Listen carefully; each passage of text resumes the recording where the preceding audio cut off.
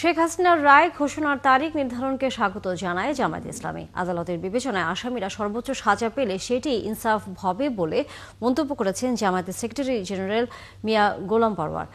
আওয়ামী লীগের ডাকা লকডাউন জনগণ প্রত্যাখ্যান করেছে বলেও জানান তিনি। আরও জানাচ্ছেন শহীদুজ্জামান সাকিব। আওয়ামী লীগের ডাকা লকডাউন কর্মসূচির প্রতিবাদে ইসলামী ছাত্র শিবিরের এই বিক্ষোভ মিছিল। ঢাকা কলেজের সামনে থেকে শুরু হওয়া বিক্ষোভ মিছিল জড়ো হয় রাজু ভাস্কর্যের সামনে। সেখানে শিবিরের কেন্দ্রীয় নেতাদের পাশাপাশি বক্তব্য রাখেন ডাকসুর প্রতিনিধিরা। অন্তর্বর্তীকালীন সরকারকে অনুরোধ করব, খুনি হাসিনা এবং তার দোসরদের দ্রুত সময়ের মধ্যে রায় ঘোষণা করতে হবে। খুনি হাসিনাকে দেশে এনে তাকে ফাঁসি দিয়ে ঝুলাতে হবে।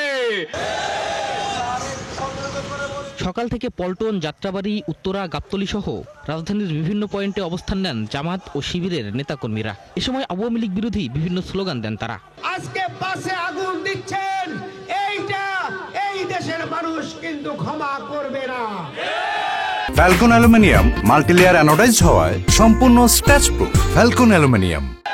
দল মত নির্বিশেষে সবাই আজকে রাজপথে নামার মাধ্যমে আজকে এটা প্রমাণিত হয়েছে কোনো অপতৎপরতাকারীদের কোনো ধরনের অপতৎপরতা বাংলাদেশের মানুষ আর বাস্তবায়ন হতে দিবে না। বিক্ষোভকারীরা বলেন, নৈরাজ্যকারীদের প্রতিরোধ ও জনগণের জানমালের নিরাপত্তা দিতে রাজপথে অবস্থান তাদের। এদিন দুপুরে মগবাজার কেন্দ্রীয় কার্যালয়ে সংবাদ সম্মেলন করেন জামায়াতের সেক্রেটারি মিয়া গোলাম পরওয়ার। বলেন, আওয়ামী লীগের ডাকা লকডাউন কর্মসূচি প্রত্যাখ্যান করেছে জনগণ। এই সংকটকে এমন জায়গায় তারা নিয়ে যাবেন না।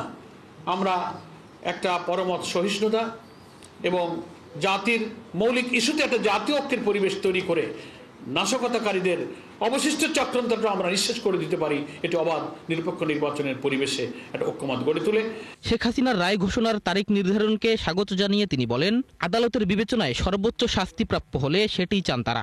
সরকারকে বিচার কাজটাকে হাজারো চ্যালেঞ্জের মধ্য দিয়ে ট্রাইব্যুনাল যে এগিয়ে নিয়েছেন, এটার জন্য তো আমরা স্বস্তি বোধ করি, ধন্যবাদ জানাই। এবং তার একটি বিচারের রায় প্রথমবারের মতো তারিখ ঘোষণা হলো। আমরা আশা করি সকল প্রতিবন্ধকতা হুমকির রক্তচক্ষুকে এড়িয়ে আদালত তার রায় ঘোষণা করবেন এবং একে একে পর্যায়ক্রমে সব মামলাগুলোর রায় ঘোষিত হবে। এটা দেশপ্রেমিক, শান্তিপ্রিয়, ফ্যাসিবাদ বিরোধী, অপরাধ এবং খুন বিরোধী সাধারণ জনতার এটা দাবি। এটা শুধু আমাদের দলীয় দাবি নয়। এই জন্য এটা আমরা খুব ইতিবাচকভাবে দেখি। ফ্যাসিবাদ বিরোধী আন্দোলনে বিএনপিকে দৃঢ় থাকার আহ্বান জানান এ জামায়াত নেতা। সব দলের মধ্যে আলোচনার ভিত্তিতে এই সংকট নিরসনের পক্ষপাতী। শহীদুজ্জামান সাকিব, ৭১, ঢাকা।